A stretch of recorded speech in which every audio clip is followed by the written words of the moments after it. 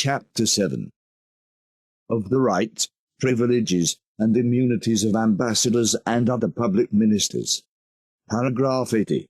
Respect due to public ministers. The respect which is due to sovereigns should redound to their representatives, and especially their ambassadors as representing their master's person in the first degree. Whoever offends and insults a public minister commits a crime the more deserving of severe punishment, as he might thereby involve his country and his sovereign in very serious difficulties and trouble. It is just that he should be punished for his fault, and that the state should, at the expense of the delinquent, give full satisfaction to the sovereign who has been offended in the person of his minister. If the foreign minister is himself the aggressor, and offends a citizen, the latter may oppose him without departing from the respect due to the character which the offender bears, and give him a lesson which shall both efface the slain of the outrage, and make the author of it blush for his misconduct. The person offended may further prefer a complaint to his own sovereign, who will demand for him an adequate satisfaction for the minister's master. The great concerns of the state forbid a citizen, on such occasions, to entertain those thoughts of revenge which the point of honour might suggest, although they should in other respects be deemed allowable. Even according to the maxims of the world, a gentleman is not disgraced by an affront for which it is not in his own power to procure satisfaction. Paragraph 81. Their persons sacred and inviolable. The necessity and right of embassies being established, see chap. v. of this book, the perfect security and inviolability of ambassadors and other ministers is a certain consequence of it, for, if their persons be not protected from violence of every kind, the right of embassy becomes precarious, and the success very uncertain. A right to the end inseparably involves a right to the necessary means. Embassies, then, being of such great importance in the universal society of nations, and so necessary to their common well-being, the persons of ministers charged with those embassies are to be held sacred and inviolable among all nations. See Book 2. Paragraph 218.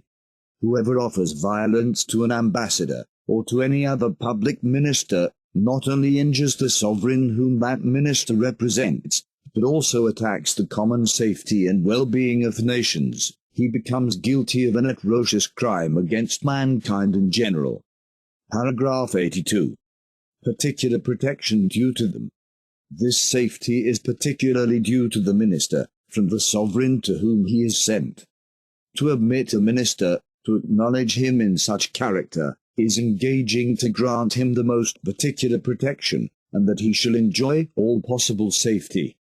It is true, indeed, that the sovereign is bound to protect every person within his dominions, whether native or foreigner, and to shelter him from violence, but this attention is in a higher degree due to a foreign minister. An act of violence done to a private person is an ordinary transgression, which, according to circumstances, the prince may pardon, but if done to a public minister, it is a crime of state, an offence against the law of nations, and the power of pardoning, in such case, does not rest with the prince in whose dominions the crime has been committed, but with him who has been offended in the person of his representative. However, if the minister has been insulted by persons who were ignorant of his character, the offence is wholly unconnected with the law of nations, and falls within the class of ordinary transgressions. A company of young rakes, in a town of Switzerland, having, in the night time, insulted the British minister's house, without knowing who lived in it, the magistracy sent a message to the minister to know what satisfaction he required.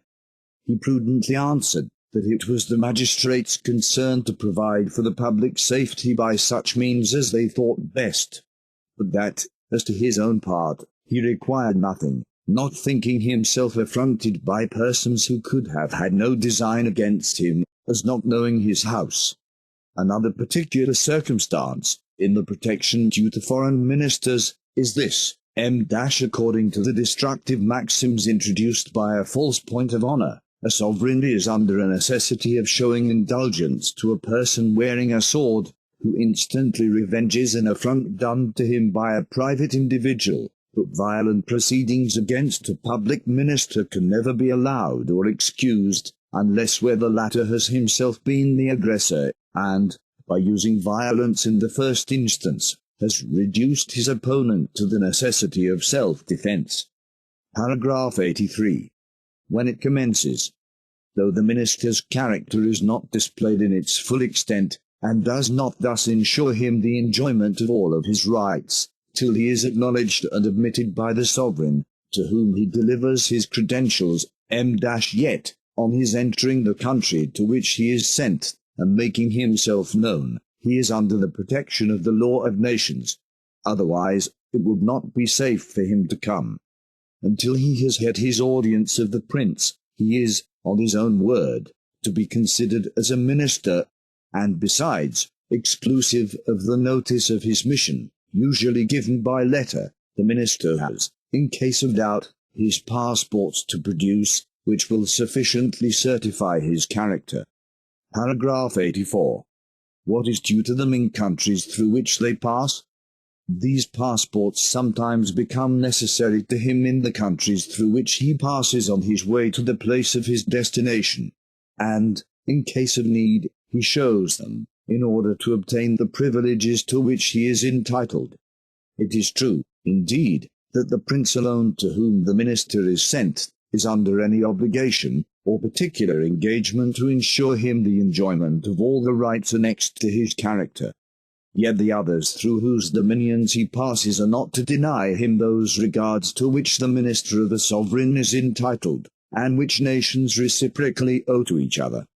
In particular, they are bound to afford him perfect security. To insult him will be injuring his master, and the whole nation to which he belongs. To arrest him, and offer him violence, would be infringing the right of embassy, which belongs to all sovereigns. Paragraph 57-63. The French monarch, Francis I, had therefore very good reason to complain of the murder of his ambassador, Rincon and Fregos, as an atrocious violation of public faith and the law of nations. Those two ministers, the one destined for Constantinople, the other for Venice, having embarked on the Po, were stopped and murdered, and, according to all appearances, the deed had been perpetrated by order of the governor of Milan. To the Emperor Charles V, having taken no pains to discover the persons concerned in the murder, authorized the belief that he had himself ordered it, or at least that he tacitly approved of the act after its commission. And, as he did not give any suitable satisfaction for it, Francis had a very just cause for declaring war against him, and even calling for the assistance of all other nations, for an affair of this nature is not a private dispute, a doubtful question, in which each party pretends to have justice on his side. It is a quarrel which involves the concern of all nations, since they are all equally interested in maintaining the sacred inviolability of the right, and of those means which enable them to hold communication with each other, and to treat of their affairs. If an innocent passage, and even perfect security are due to a private individual, much more are they due to the minister of the sovereign, who is going to execute his master's orders, and who travels on the affairs of a nation. I say, an innocent passage, for the minister's journey is justly suspected, if a sovereign has reason to apprehend that he will make an improper use of the liberty granted him of entering his territories, by plotting against his interests while in the country, or that he is going to convey intelligence to his enemies, or to stir up others against him. We have already said, paragraph 64, that he may in such case refuse him a passage, but he is not to maltreat him, nor suffer any violence to be offered to his person.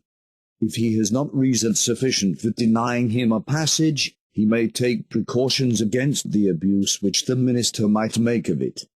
These maxims the Spaniards found established in Mexico and the neighboring provinces. In those countries, ambassadors were respected throughout their whole journey, but they could not deviate from the high road without forfeiting their rights. 3M a prudent and judicious reservation, introduced as a guard against the admission of spies under the name of ambassadors.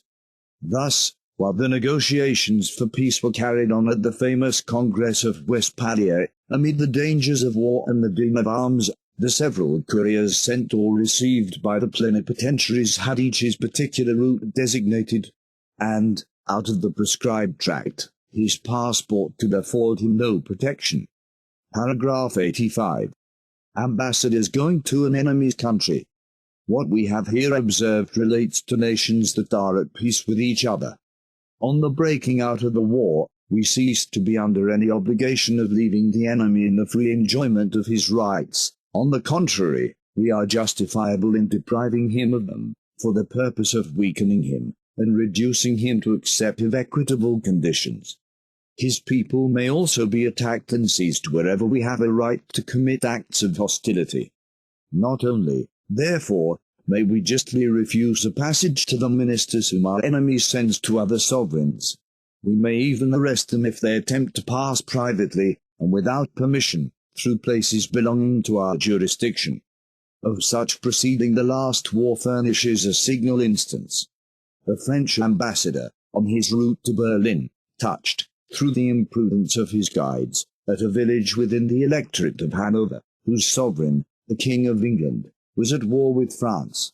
The minister was there arrested and afterwards sent over to England. As His Britannic Majesty had in that instance only exerted the rights of war, neither the court of France nor that of Prussia complained of his conduct. Paragraph 86. Embassies between enemies. The reasons which render embassies necessary, and ambassadors sacred and inviolable, are not less cogent in time of war than in profound peace. On the contrary, the necessity and indispensable duty of preserving some resource by which the minds of the belligerent parties may be brought to a mutual understanding, and peace be restored, is a fresh reason why the persons of ministers, as instruments in the preliminary conferences and final reconciliation, should be still more scared and inviolable.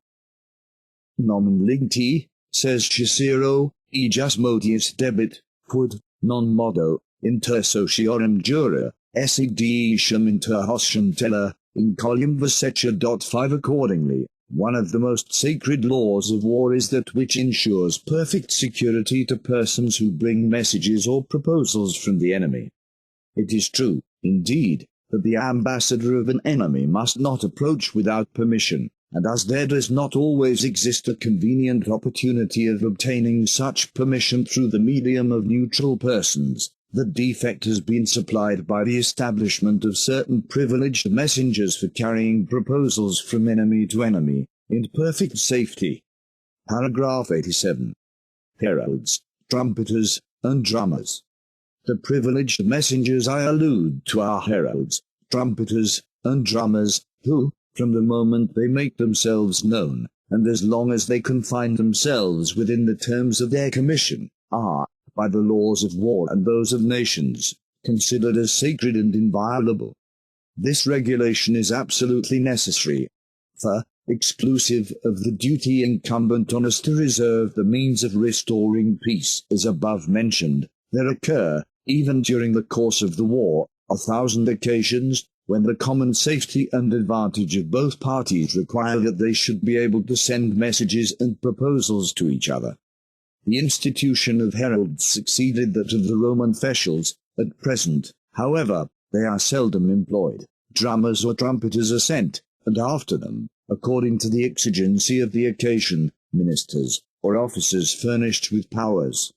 Those drummers and trumpeters are held sacred and inviolable, but they are to make themselves known by the marks peculiar to them. Maurice, Prince of Orange, highly resented the conduct of the garrison of Zendik, who had fired at his trumpeter, on which occasion the prince observed that no punishment can be too severe for those who violate the law of nations. Other instances may be seen in Wickford, and particularly the reparation which the Duke of Savoy, as general of Charles V's army, caused to be made to a French trumpeter who had been dismounted and despoiled by some German soldiers. Paragraph 88. Ministers, trumpeters, etc., to be respected even in a civil war.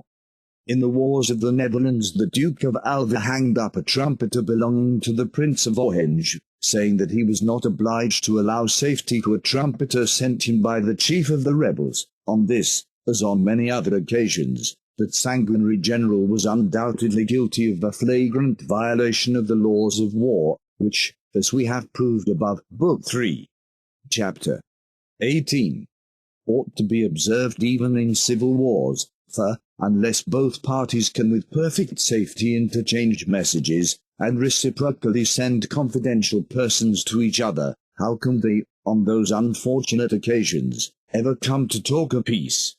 What channel remains open for negotiating a salutary accommodation? The same Duke of Alba, in the war which the Spaniards afterwards made on the Portuguese, whom they also termed rebels, caused the governor of Cascais to be hanged for having given order to fire on a trumpeter sent to demand the surrender of the town. In a civil war, or when a prince takes up arms for the purpose of subduing a body of people who think themselves absolved from their allegiance to him, an attempt to compel the enemies to respect the laws of war, while he himself does not observe them on his own part, is in fact equal to a determined resolution of carrying those wars to the extreme of cruelty, and converting them into a scene of inordinate and endless murder, by the long series of mutual retaliations which will naturally ensue. Paragraph 89. Sometimes they may be refused admittance. But, as a prince, when influenced by substantial reasons, may refuse to admit and listen to ambassadors, in like manner the general of an army, or any other commander, is not always obliged to permit the approach of a trumpeter or drummer, and to give him a hearing. If, for instance, the governor of a besieged town is apprehensive that a summons to surrender may intimidate the garrison, and excite premature ideas of capitulation, he undoubtedly may, on seeing the trumpeter advance, send him orders to retire, informing him that if he comes a second time on the same errand and without permission, he shall be fired upon.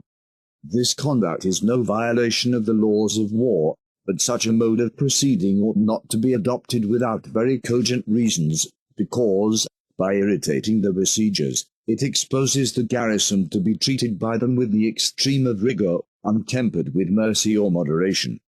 To refuse to hear a trumpeter's message without alleging a substantial reason for the refusal is equivalent to a declaration that the party is determined to persevere in irreconcilable hostility. Paragraph 90. Everything which has the appearance of insult to them must be avoided. Whether we admit or refuse to hear a herald or a trumpeter, we ought carefully to avoid everything which might wear the appearance of an insult offered to him. Not only does the law of nations claim that respect, but prudence moreover recommends such caution and delicacy. In 1744, the Baillie de Bivry sent a trumpeter, with an officer, to summon the redoubt of Pierrelonge in Piedmont. The Savoyard officer who commanded in the redoubt, a brave man, but of a blunt and fiery disposition, feeling his indignation roused by a summons to surrender a post which he deemed tenable and secure, returned an insulting answer to the French general. The officer to whom the answer was given judiciously took advantage of the circumstance, and delivered it to the Baillie de Bivry in the hearing of the French troops.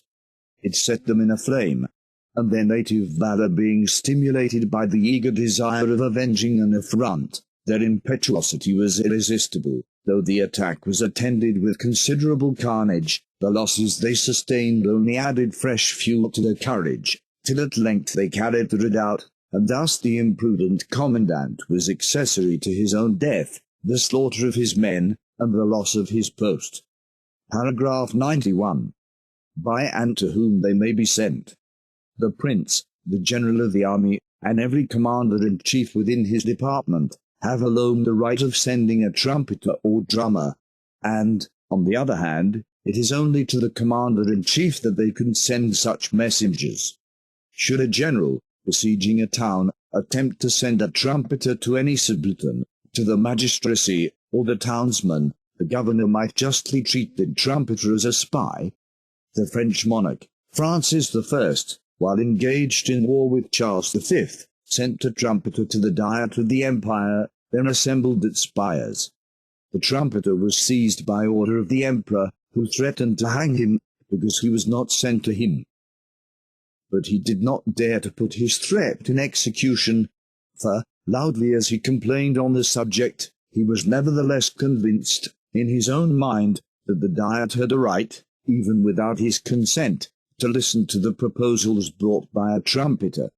On the other hand, a drummer or trumpeter from a subaltern is seldom received, unless for some particular object depending on the present authority of the subaltern acting in his function.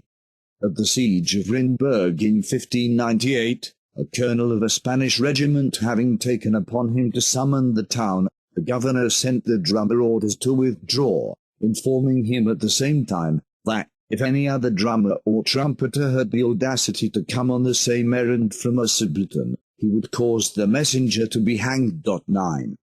Paragraph 92. Independence of foreign ministers.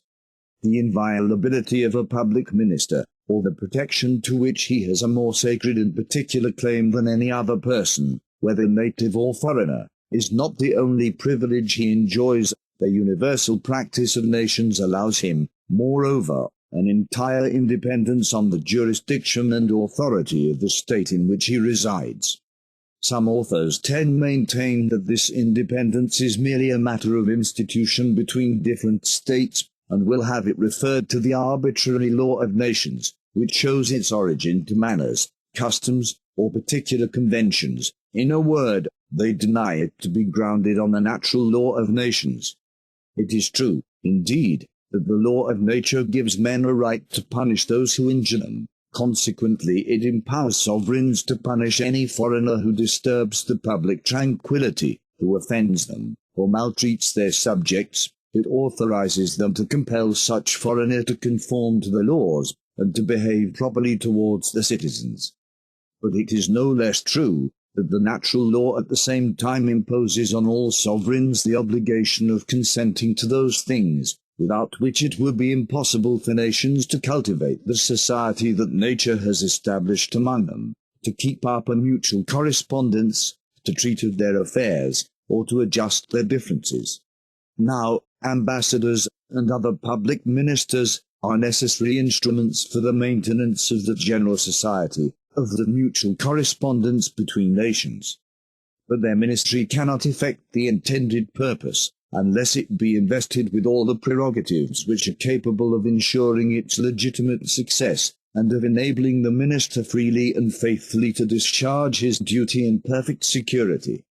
The law of nations, therefore, while it obliges us to grant admission to foreign ministers, does also evidently oblige us to receive those ministers in full possession of all the rights which necessarily attach to their character, all the privileges requisite for the due performance of their functions.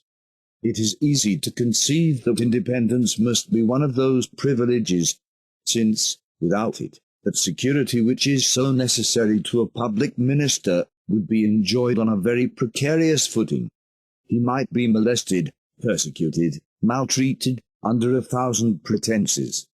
A minister is often charged with commissions that are disagreeable to the prince to whom he is sent.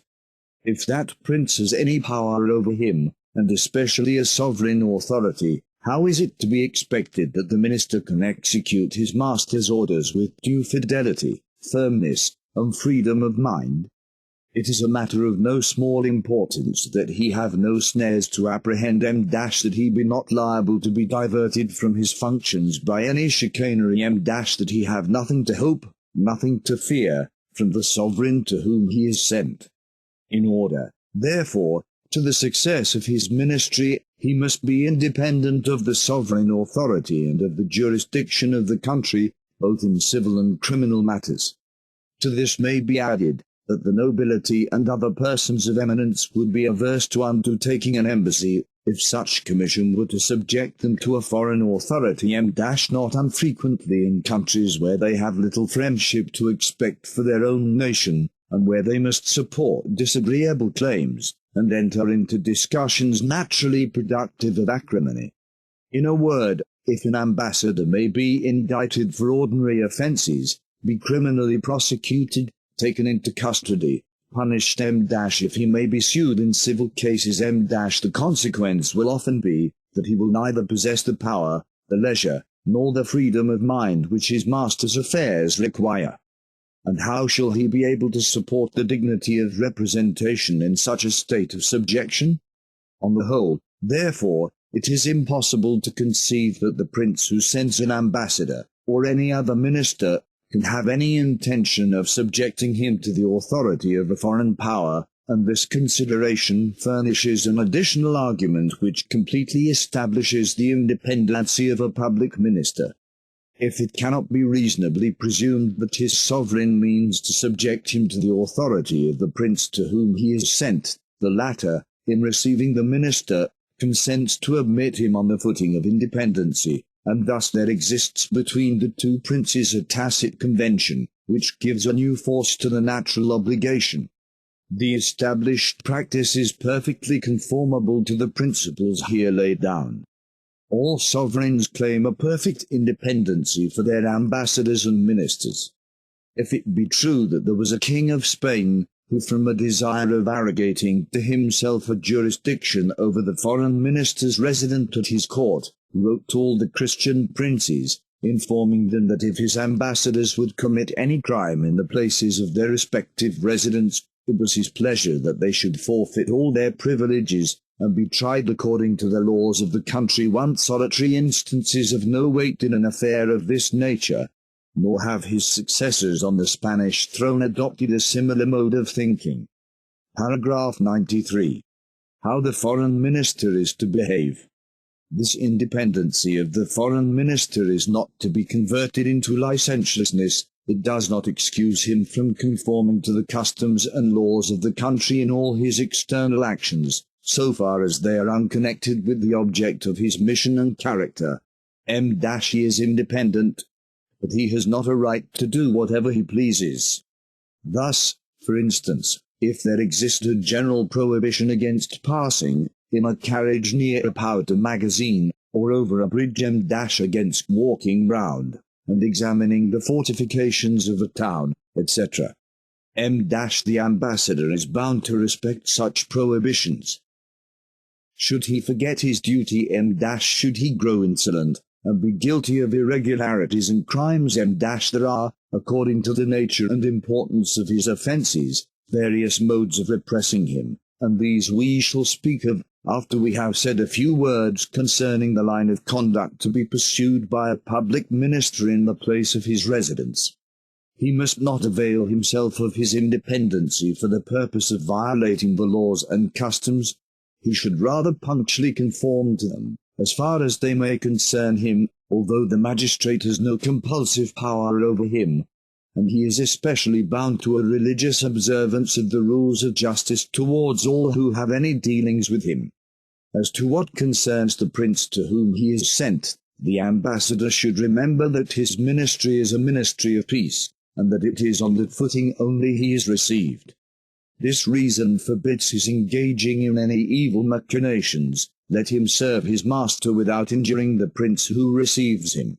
It is a base treachery to take advantage of the inviolability of the ambassadorial character, for the purpose of plotting in security the ruin of those who respect that character, of laying snares for them, of clandestinely injuring them, of embroiling and ruining their affairs. What would be infamous and abominable in a private guest, shall that be allowable and becoming in the representative of the sovereign? Here arises an interesting question. It is but too common for ambassadors to tamper with the fidelity of the ministers of the court to which they are sent, and of the secretaries and other persons employed in the public offices. What ideas are we to entertain of this practice? To corrupt a person, to seduce him, to engage him by the powerful allurement of gold to betray his prince and violate his duty, is, according to all the established principles of morality, undoubtedly a wicked action. How comes it then that so little scruple is made of it in public affairs? A wise and virtuous politician sufficiently gives us to understand that he absolutely condemns that scandalous resource, but, fearful of provoking the whole tribe of politicians to assail him at once, like a nest of hornets, He proceeds no further than barely advising them not to practice such maneuvers except when every other resource fails.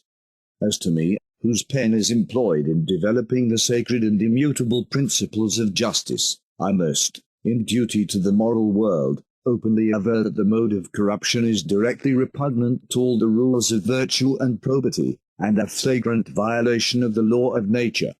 It is impossible to conceive an act of a more flagitious nature, or more glaringly militant against the reciprocal duties of men, than that of inducing anyone to do evil. The corrupter is undoubtedly guilty of a crime against the wretch whom he seduces, and as to the sovereign whose secrets are thus treacherously explored, is it not both an offence and an injury committed against him, to abuse the friendly reception given at his court, and to take advantage of it for the purpose of corrupting the fidelity of his servants? He has a right to banish the corrupter from his dominions, and to demand justice of his employer. If every bribery be excusable, it is when it happens to be the only possible mode by which we can completely discover and defeat a heinous plot, capable of ruining, or materially endangering the state in whose service we are employed. In the conduct of him who betrays such a secret, there may, according to circumstances, be no criminality. The great and lawful advantage accruing from the action which we induce him to perform, together with the urgent necessity of having recourse to it, may dispense with our paying too scrupulous an attention to the questionable complexion of the deed on his part. To gain him over is no more than an act of simple and justifiable self-defense. It every day happens that, in order to foil the machinations of wicked men, we find ourselves under a necessity of turning to our account the vicious dispositions of men of similar stamp. On this footing it was Henry IV said to the Spanish minister, that it is justifiable conduct in an ambassador to have recourse to bribery for the purpose of detecting the intrigues that are carried on against his sovereign's interest, adding, that the affair of Marseilles, that of Metz, and several others, sufficiently showed that he had good reason for endeavouring to penetrate the schemes which his enemies were plotting at Brussels against the tranquillity of his kingdom. That great prince, it is to be presumed, did not consider bribery and seduction as on all occasions excusable in a foreign minister, since he himself gave orders for the arrest of Bruni, the Spanish ambassador's secretary, who had tampered with mere argues for the clandestine surrender of Marseilles to the Spaniards. In barely taking advantage of the offers made to a spy traitor, whom we have not seduced, our conduct is less inconsistent with justice and honour. But the examples of the Romans, which we have already quoted, Book 3, paragraph 155, 181, and in which there was question of declared enemies, those examples, I say, sufficiently show that true greatness of soul disdains even that resource, lest the adoption of it should hold out an encouragement to infamous treachery. A prince or a minister, whose ideas of honour are not inferior to those of the ancient Romans above noticed, will never stoop to embrace the proposals of a traitor, except when compelled by some dire, uncontrollable necessity, and even then he will regret the degrading circumstance of owing his preservation to so unworthy an expedient. But I do not here mean to condemn an ambassador for employing civilities and polite attentions, and even presents and promises, with a view to gain friends for his sovereign. To conciliate men's affections and goodwill is not seducing them, or impelling them to the perpetration of criminal deeds, and, as to those new friends, it is their business to keep a strict watch over their own hearts, lest their attachment to a foreign prince should ever warp them from the fidelity which they owe to their lawful sovereign. Paragraph 94.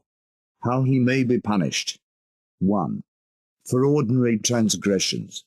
Should an ambassador forget the duties of his station, should he render himself disagreeable and dangerous, should he form cabals and schemes prejudicial to the peace of the citizens, or to the state or prince to whom he is sent, there are various modes of punishing him, proportionate to the nature and degree of his offence.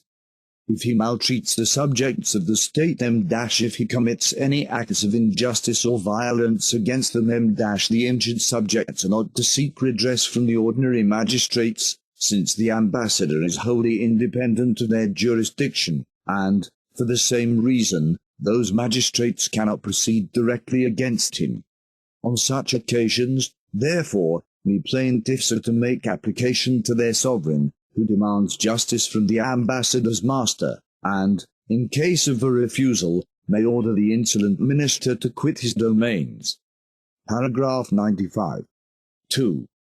For faults committed against the prince. Should a foreign minister offend the prince himself, should he fail in the respect which he owes him, or, by his intrigues, embroil the state and the court, the offended prince, from a wish to keep measures with the offender's sovereign, sometimes contents himself with simply requiring that the minister be recalled. Or if the transgression be of a more serious nature, he forbids his appearance at court in the interval while his master's answer is expected, and, in cases of a heinous complexion, he even proceeds so far as to expel him from his territories. Paragraph 96. Right of ordering away an ambassador who is guilty, or justly suspected. Every sovereign has an unquestionable right to proceed in this manner, for, being master in his own dominions, no foreigner can stay at his court, or in his territories, without his permission. And though sovereigns are generally obliged to listen to the overtures of foreign powers, and to admit their ministers, this obligation entirely ceases with regard to a minister, who, being himself deficient in the duties attached to this station, becomes dangerous to, or justly suspected by the sovereign, to whom he can come in no other character than that of a minister of peace. Can a prince be obliged to suffer that a secret enemy, who is raising disturbances in the state and plotting its ruin, shall remain in his dominions and appear at his court? Ridiculous was the answer of Philip II to Queen Elizabeth, on her request that he would recall his ambassador, who was carrying on dangerous plots against her. The Spanish monarch refused to recall him, saying that the condition of princes would be very wretched indeed, if they were obliged to recall a minister whenever his conduct did not suit the humour or the interest of those with whom he was negotiating. Much more wretched would be the condition of princes, if they were bound to suffer in their states, and at their court, a minister who was disagreeable or justly suspected, an incendiary, an enemy disguised under the character of an ambassador, who should avail himself of his inviolability for the purpose of boldly plotting schemes of a pernicious tendency.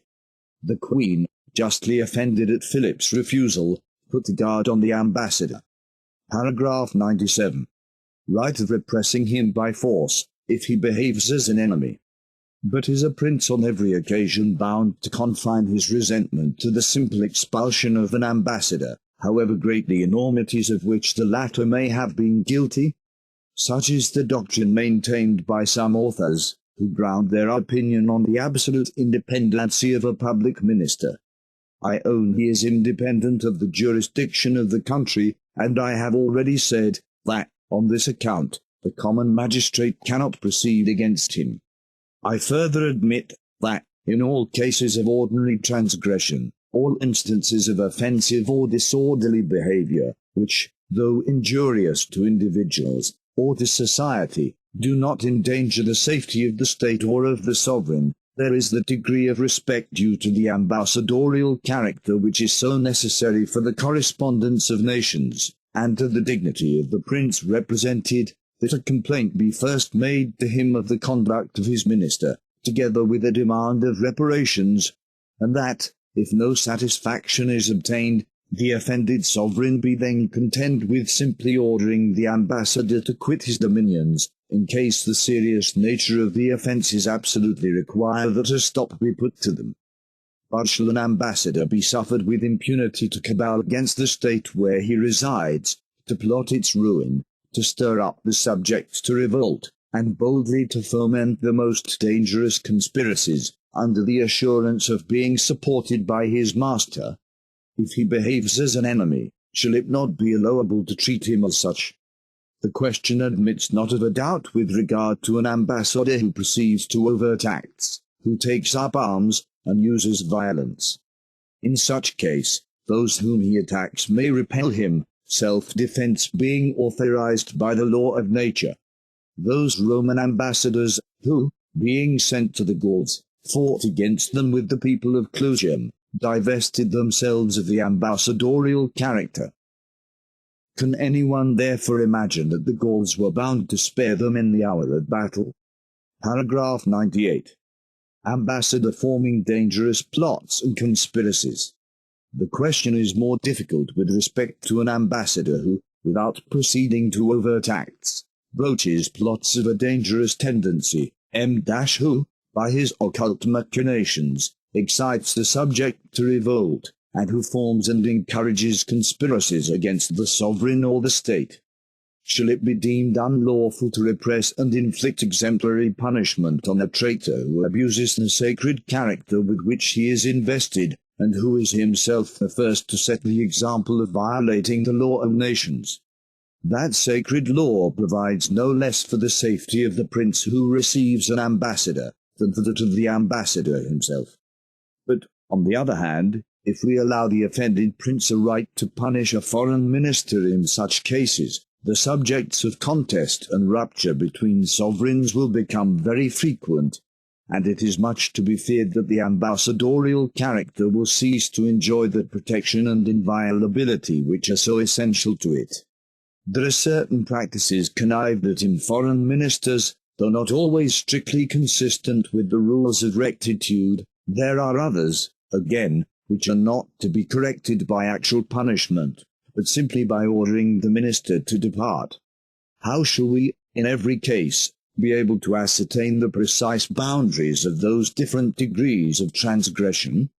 When there exists a premeditated design of persecuting a minister, an odious colouring will be given to his intrigues, his intentions and proceedings will be calumniated by sinister constructions.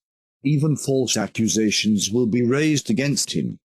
Finally, such plots as we here allude to are generally conducted with caution. They are carried on so secretly that, to obtain full proof of them, is a matter of extreme difficulty, and indeed hardly possible, without the formalities of justice, formalities to which we cannot subject a minister who is independent of the jurisdiction of the country. In laying down the grounds of the voluntary law of nations, prelim. Paragraph 21, we have seen that, in particular conjunctures, nations must, with a view to the general advantage, necessarily received from certain rights, which, taken in themselves and abstracted from every other consideration, should naturally belong to them. Thus, although the sovereign who has justice on his side be alone really entitled to all the rights of war, Book 3. Paragraph 188, he is nevertheless obliged to look upon his enemy as enjoying equal rights with himself, and to treat him accordingly. Paragraph 190, 191. The same principles must be our rule in the present case. We may therefore venture to affirm that, in consideration of the extensive utility, nay, the absolute necessity of embassies, sovereigns are bound to respect the inviolability of an ambassador as long as it is not incompatible with their own safety and the welfare of their state. Consequently, when the intrigues of the ambassador have transpired, and his plots are discovered, when the danger is past, so that there no longer exists a necessity of laying hands on him in order to guard against it, the offended sovereign ought, in consideration of the ambassadorial character, to renounce his general right to punishing a traitor and a secret enemy who conspires against the safety of the state, and to content himself with dismissing the guilty minister, and requiring that punishment to be inflicted on him by the sovereign to whose authority he is subject. Such, in fact, is the mode of proceeding established by common consent among the generality of nations, especially those of Europe.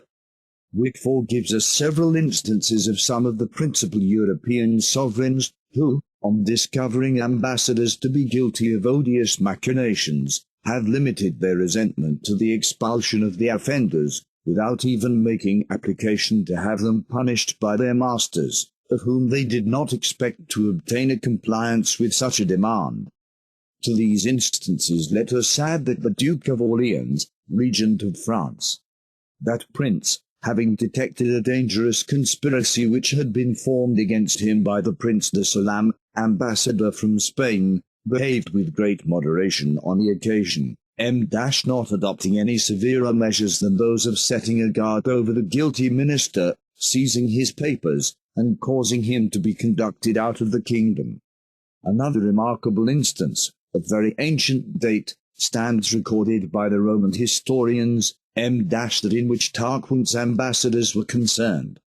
Having repaired to Rome under pretence of claiming the private property belonging to their master, who had been expelled from his kingdom, they tampered with the profligate young nobility, and engaged them in a black and infamous conspiracy against the liberties of their country. Although such conduct would have authorized the rulers of the Roman state to treat them as enemies, the consuls and senate nevertheless respected the law of nations in the persons of those ambassadors. The offenders were sent back to their employer, without having received any personal injury, but, from Livy's account of the transaction, it appears that the letters which they had from the conspirators to Tarquin were taken from them. Paragraph 99. What may be done to him according to the exigency of the case? This example leads us to the true rule of the law of nations, in the cases now in question. An ambassador cannot be punished because he is independent, and, for the reasons we have alleged, it is not proper to treat him as an enemy, till he himself proceeds to overt acts of violence, but we are justifiable in adopting against him every measure which the circumstances of the case may reasonably require for the purpose of defeating his machinations and averting the evil which he has plotted. If, in order to disconcert and prevent a conspiracy, it were necessary to arrest or even put to death an ambassador who animates and conducts it, I do not see why we should for a moment hesitate to take either of those steps, not only because the safety of the state is the supreme law, but also because, independent of that maxim, the ambassador's own deeds give us a perfect and particular right to proceed to such extremities. A public minister, I grant, is independent, and his person is sacred, but it is unquestionably lawful to repel his attacks, whether of a secret or of an open nature, and to defend ourselves against him, whenever he acts either as an enemy or a traitor. And if we cannot accomplish our own preservation without harm thence resulting to him, it is he himself who has laid us under a necessity of not sparing him. On such an occasion, it may with great truth be asserted that the minister has, by his own act, excluded himself from the protection of the law of nations.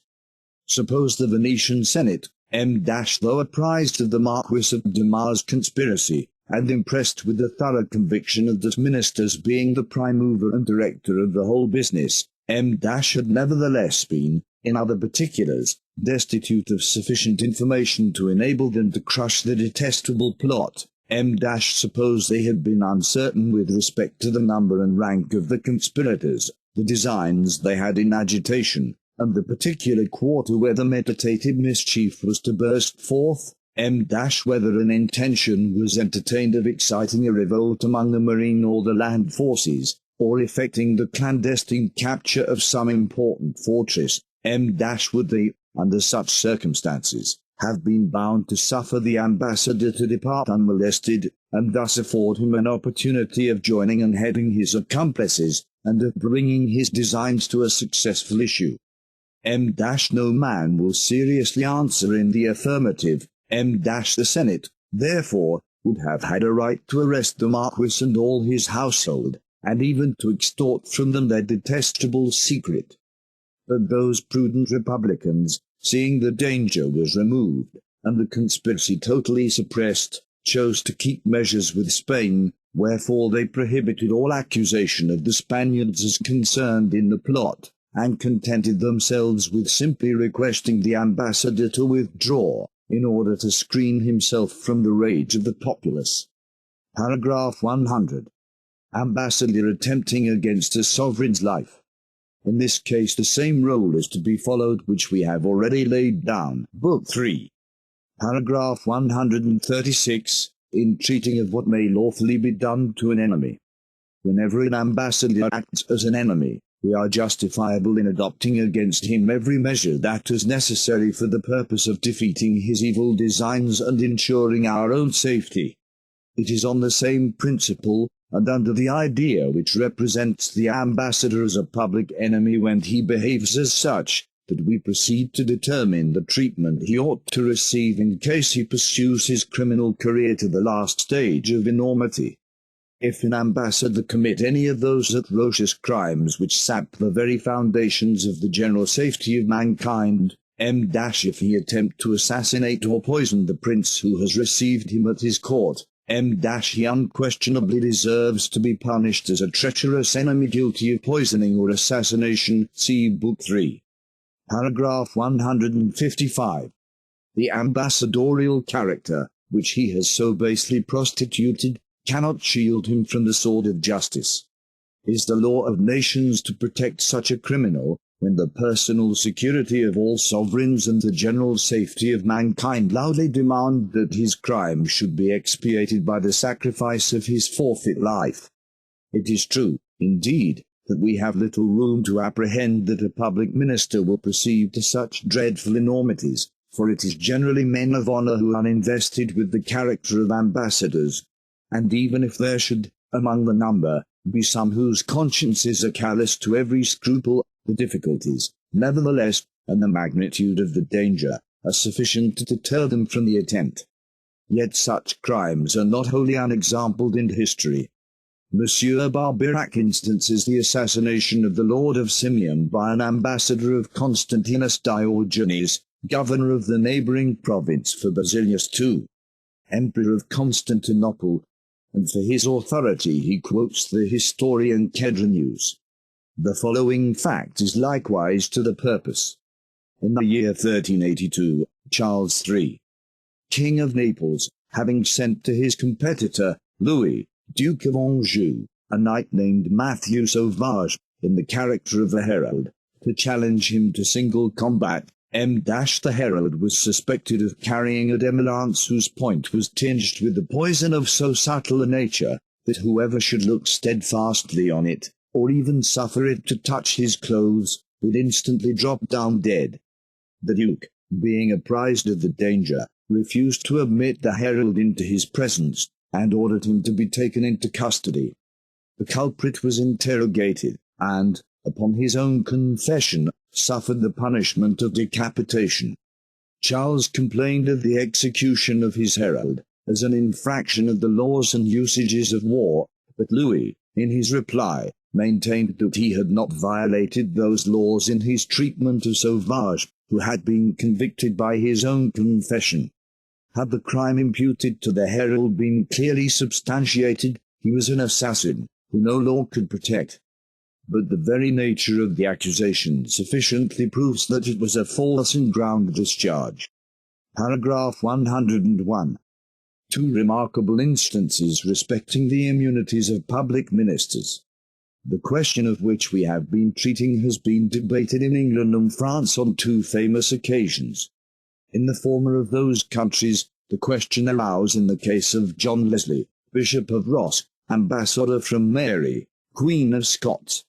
That minister was continually intriguing against Queen Elizabeth, plotting against the tranquillity of the state, forming conspiracies, and exciting the subjects to rebellion. 5 of the most able civilians, being consulted by the Privy Council, gave it as their opinion that an ambassador raising a rebellion against the prince at whose court he resides, forfeits the privileges annexed to his character, and is subject to the punishment of the law.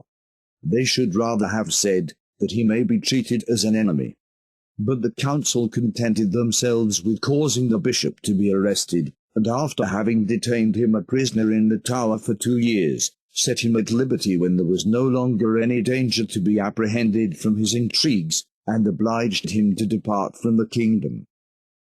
This instance may serve to confirm the principles which we have laid down, and the like may be said of the following. Brunny, secretary to the Spanish ambassador in France, was detected in the very act of treating with Heralds, in a time of profound peace, for the surrender of Marseilles to the Spaniards. The secretary was thereupon committed to prison, and was subjected to a judicial examination by the Parliament before whom Heralds was tried. That body, however, did not pronounce sentence of condemnation on Bruni, but referred his case to the king, who restored him to his master, on condition that the latter should order him to depart immediately from the kingdom. The ambassador warmly complained of the imprisonment of his secretary, but Henry IV. very judiciously answered that the law of nations does not forbid putting a public minister under an arrest, in order to hinder him from doing mischief. The king might have added that a nation has even a right to adopt, against a public minister, every measure which may be necessary for the purpose of warding off the mischief he meditates against her, of defeating his projects, and preventing their evil consequences. It was on this principle that the Parliament were authorized to interrogate Bruni, for the purpose of discovering all the parties concerned in so dangerous a conspiracy. The question, whether foreign ministers who violate the law of nations do thereby forfeit their privileges, was warmly debated at Paris, but, without waiting to have the point decided, the king restored Bruni to his master. Paragraph 102. Whether reprisals may be made on an ambassador.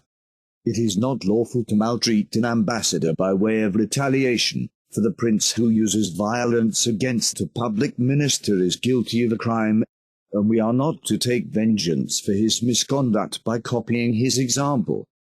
We never can, under pretense of retaliation, be authorized to commit actions which are in their own nature unjustifiable, and such undoubtedly would be any instance of ill treatment inflicted on an unoffending minister as a punishment for this master's faults.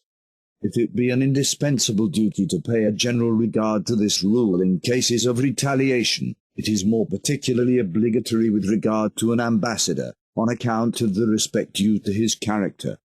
The Carthaginians having violated the law of nations in the persons of the Roman ambassadors, the ambassadors of the perfidious nation were brought to Scipio, who, being asked how he would have them to be treated, replied, "Not in the manner that the Carthaginians have treated ours." Accordingly he dismissed them in safety, but at the same time he made preparations for chastising, by force of arms, the state which had violated the law of nations.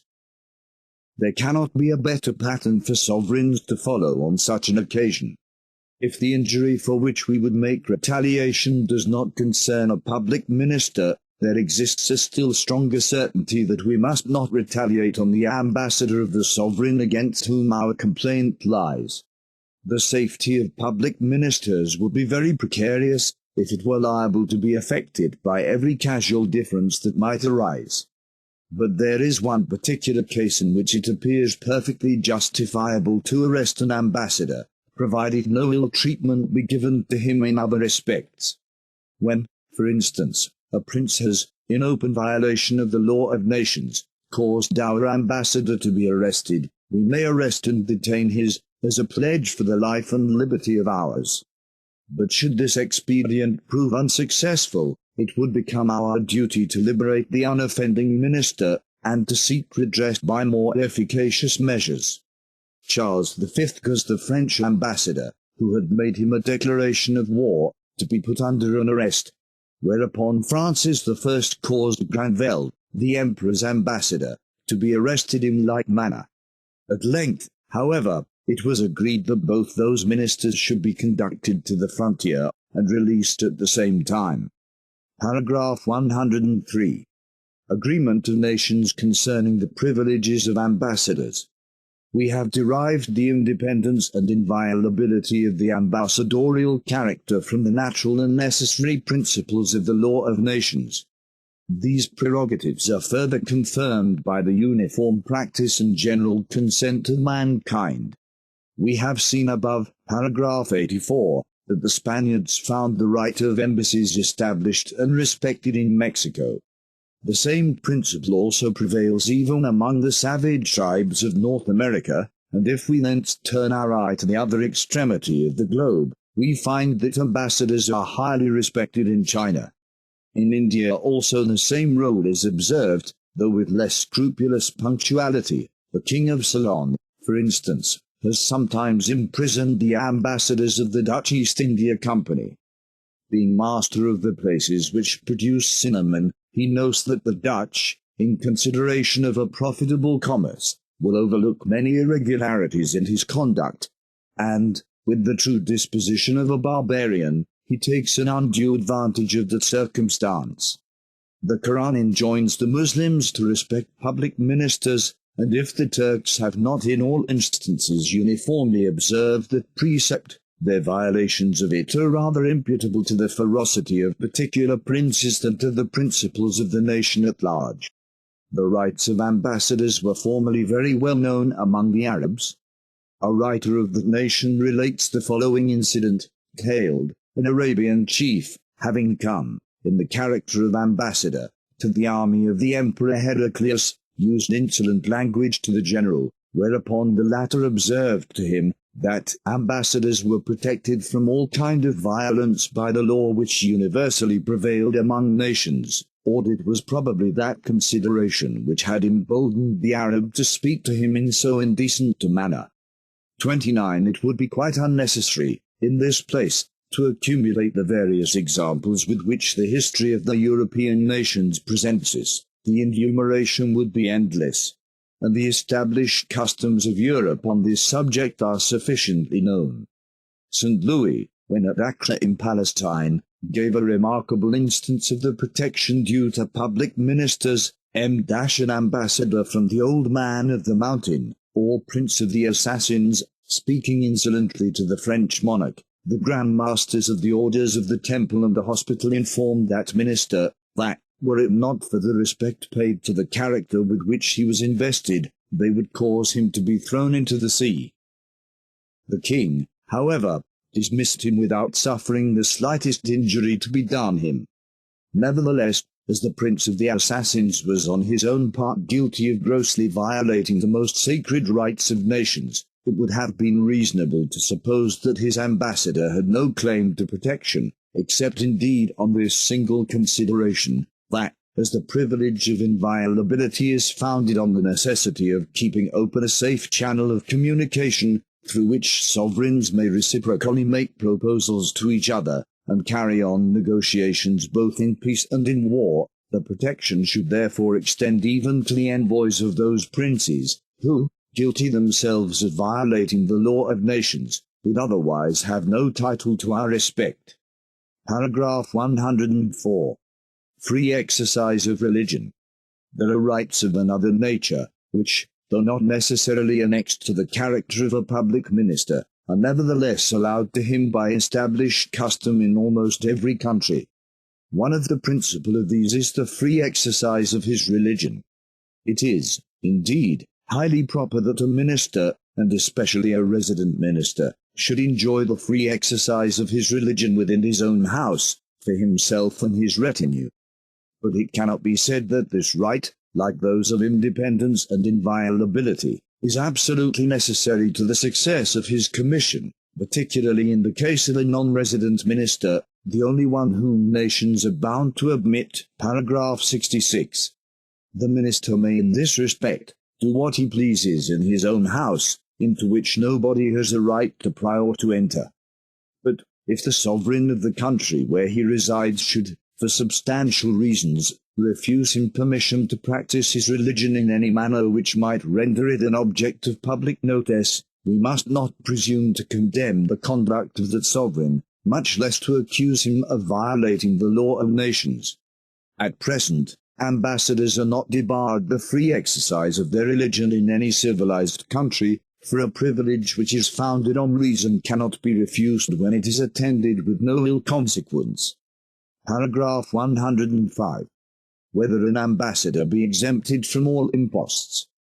Among those rights that are not necessary to the success of embassies, there are, on the other hand, some which are not founded on a general consent of nations, but which are nevertheless, by the custom of several countries, annexed to the ambassadorial character. Of this number is the exemption of things brought into or sent out of the country by a foreign minister from the customary duties on importation and exportation. There is no necessity that he should be favoured with any distinction in that respect, since his payment of those duties will not render him the less capable of discharging his functions. If the sovereign is pleased to exempt him from them, it is an instance of civility which the minister could not claim as matter of right, any more than that his baggage, or any chests or packages which he imports from abroad, shall not be searched at the custom house. Thomas Colonna, the English ambassador in Spain, sent home a bitter complaint to Queen Elizabeth, his mistress, that the custom house officers had opened his trunks in order to search them. But the Queen returned him for answer that it was the duty of an ambassador to wink at everything which did not directly offend the dignity of his sovereign. The independency of the ambassador exempts him indeed from every personal imposition, capitation, or other duty of that nature, and in general from every tax relating to the character of a subject of the state. But as for duties laid on any kind of goods or provisions, the most absolute independency does not exempt him from the payment of them. Even sovereigns themselves are subject to them.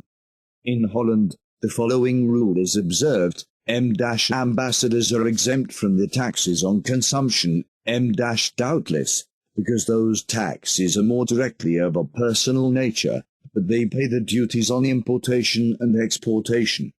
However extensive their exemption may be, it is manifest that solely relates to things intended for their own use. Should they abuse and make a shameful traffic of it by lending their name to merchants, the sovereign has unquestionably a right to put a stop to the fraud, even by suppressing the privilege. Such things have been known in several places, and the sordid avarice of some ministers, who made a trade of their exemption, has obliged the sovereign to deprive them of it. At present, the foreign ministers at Petersburg are subject to the duties on importation, but the Empress has the generosity to indemnify them for the loss of a privilege which they had no right to claim, and which, from the frequency of its abuse, she had been obliged to abolish. Paragraph 106. Obligation founded on use and custom. But here it is asked, whether a nation may abolish what general custom has established with respect to foreign ministers.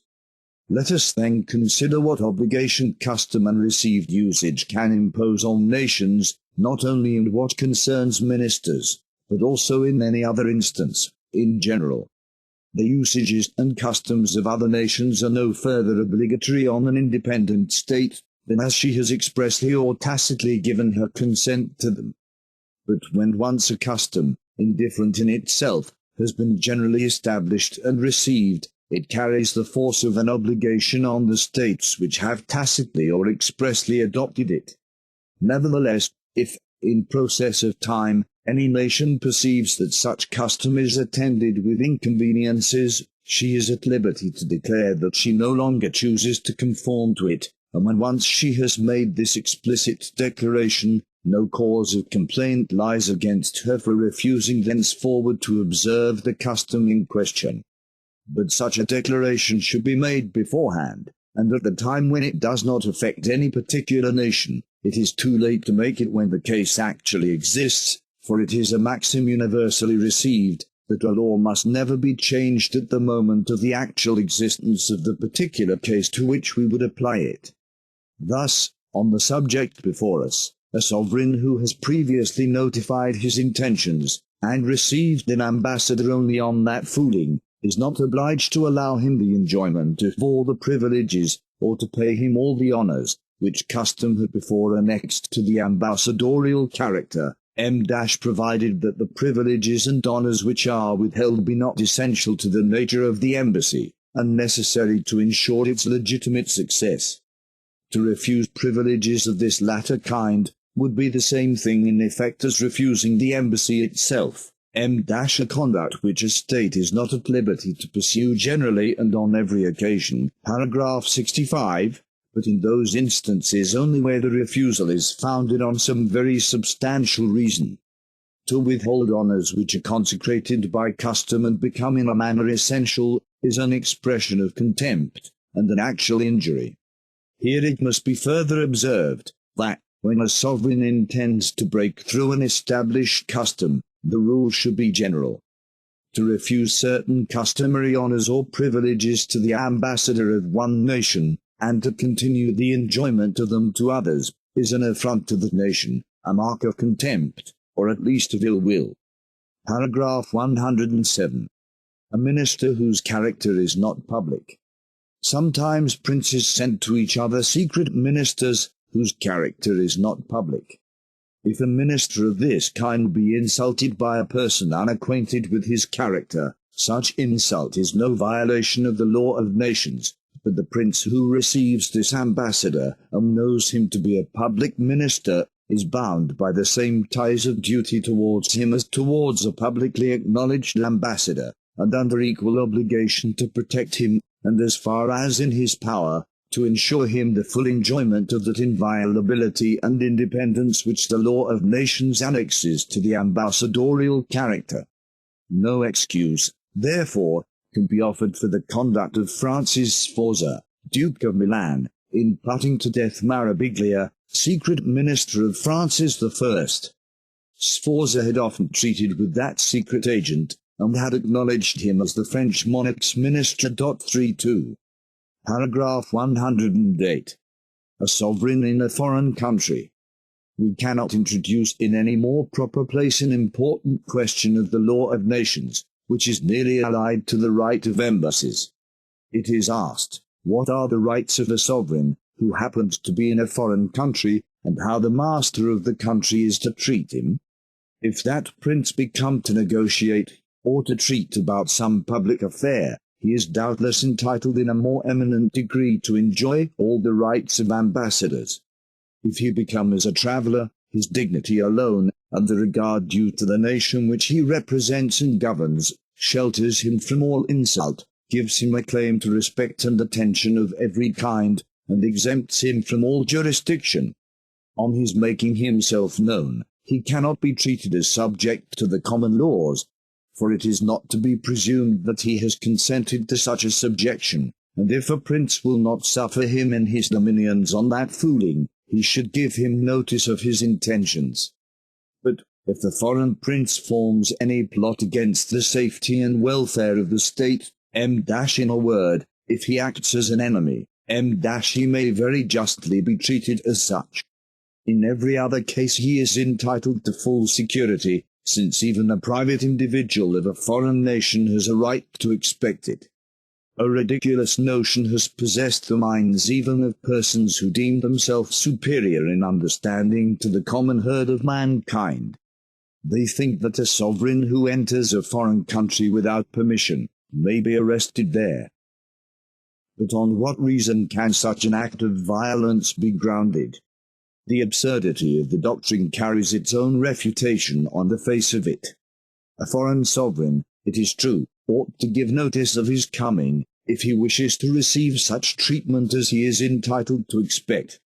It would, moreover, be prudent in him to make application for passports, in order that designing malevolence may not have any pretext, any hope of finding specious reasons to palliate an act of injustice and violence. I further allow that as the presence of a foreign sovereign may on certain occasions be productive of serious consequences, if the times are in any wise critical, and the motives of his journey liable to suspicion, he ought not to undertake it without the consent and approbation of the prince whose territories he means to enter. When Peter the Great determined personally to visit foreign countries in quest of the arts and sciences to enrich his empire, he travelled in the retinue of his own ambassadors. A foreign prince unquestionably retains all his rights over his own state and subjects, and may exercise them in every instance that does not affect the sovereignty of the country in which he is a sojourner.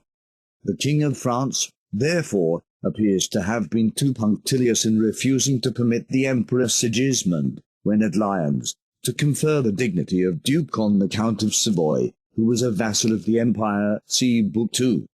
Paragraph 40. Less difficulty would have been made with any other prince, but the court was scrupulously careful to guard against the old claims of the emperors. On the other hand, it was with very good reason that the same court expressed considerable displeasure at the conduct of Queen Christina, who, whilst residing in France, caused one of her domestics to be executed in her own house. For an execution of that kind is an act of territorial jurisdiction, and besides, Christina had abdicated the crown. Her reservations, her birth, her dignity, might indeed entitle her to great honours, or, at most, to an entire independence, but not all the rights of an actual sovereign.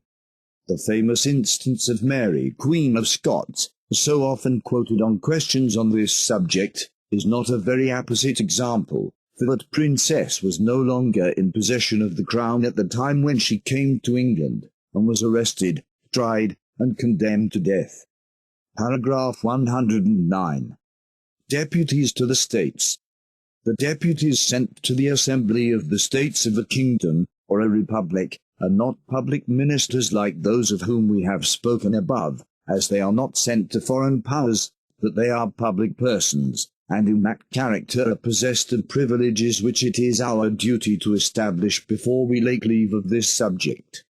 The states which have a right to meet by deputies for the purpose of deliberating on public affairs are, from that very circumstance, entitled to demand perfect security for their representatives, together with every exemption and immunity that is necessary to the free discharge of their functions.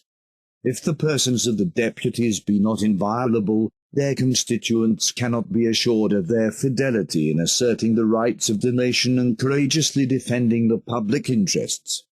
And how could those representatives duly acquit themselves of their functions, if people were allowed to molest them by arrests, either for debt or for ordinary offences? Between the nation and the sovereign, in this case, the same reasons hold good, on which, between state and state, the immunities of ambassadors are founded. We may therefore safely venture to assert that the rights of the nation and the public faith secure those deputies from violence of every kind, and even from any judicial prosecution, during the term of their ministry. Such indeed is the rule observed in all countries, and particularly at the diets of the Empire, the parliaments of England, and the Cortes of Spain. Henry III, of France, caused the Duke and the Cardinal de Guise to be killed at the meeting of the States at Blois. Unquestionably the security of the Assembly was violated by that action, but those two princes were factious rebels, whose audacious views aimed at nothing less than depriving their sovereign of his crown. And if it was equally certain that Henry was no longer possessed of sufficient power to bring them to a formal trial, and punish them according to the laws, the necessity of justifiable self-defense gave the king a right to adopt the mode which he pursued, and furnishes a sufficient apology for his conduct. It is the misfortune of weak and unskilful princes, that they suffer themselves to be reduced to extremities, from which they cannot extricate themselves without a violation of every established rule. It is said that Pope Sextus V, on hearing of the catastrophe of the Duke de Guise, commended that resolute act as a necessary stroke of policy. But when he was told that the cardinal had likewise been killed, he burst into a violent paroxysm of rage. This, indeed, was carrying his haughty pretensions to an excessive height. The pontiff readily allowed that urgent necessity had authorized Henry to violate the security of the states, and to break through all the forms of justice, and could he pretend that this prince, rather than be deficient in respect for the Roman purple, should risk both his crown and his life?